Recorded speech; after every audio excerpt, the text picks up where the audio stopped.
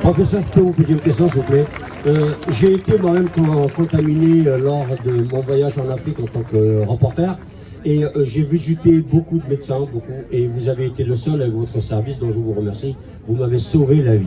Aujourd'hui, je témoigne de personnel en tant que journaliste déjà, et en tant que citoyen français lambda, sans aucun parti politique dans la casquette. J'ai une seule question à vous poser. Ce vaccin, s'il existe, on va dire qu'il existe, il est basé sur quoi?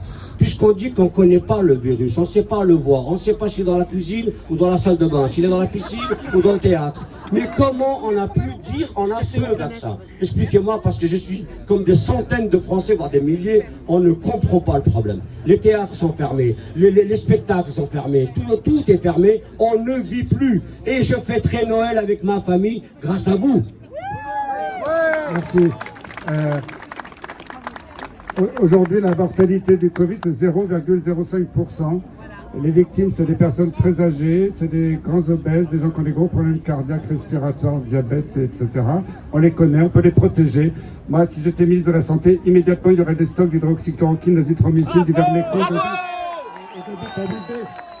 et de vitamines dans les EHPAD, et j'interdirais le Rivotril dans les EHPAD. Voilà.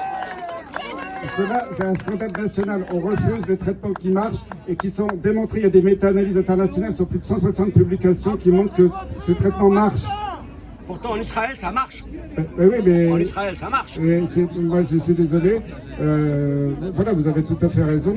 Et les vaccins qu'on vous propose actuellement à base d'ARN ne sont pas des vaccins. Alors, si vous regardez, que ce soit la directrice médicale de Moderna, après Jean-François Delfrécy, qui est le président du conseil scientifique à l'Élysée, que ce soit le ministre Olivier Véran, et plus récemment Anthony Fauci, le gars aux États-Unis qui fait la promotion de tout ça, ils ont dit en public, c'est pas moi qui l'ai inventé, attention, ce vaccin, soi-disant vaccin, on n'est pas du tout sûr qu'il va protéger, qu'il va empêcher la propagation de l'épidémie.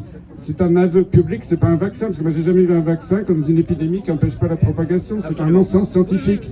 Donc ça veut dire qu'ils sont en train de nous préparer au fait, et il y en a même qui ont dit, dans les officiels dans différents pays, attention, c'est pas parce que vous êtes vacciné qu'il faudra enlever le masque. Absolument, absolument, oui, oui. Donc, ça n'a plus rien de scientifique ce langage.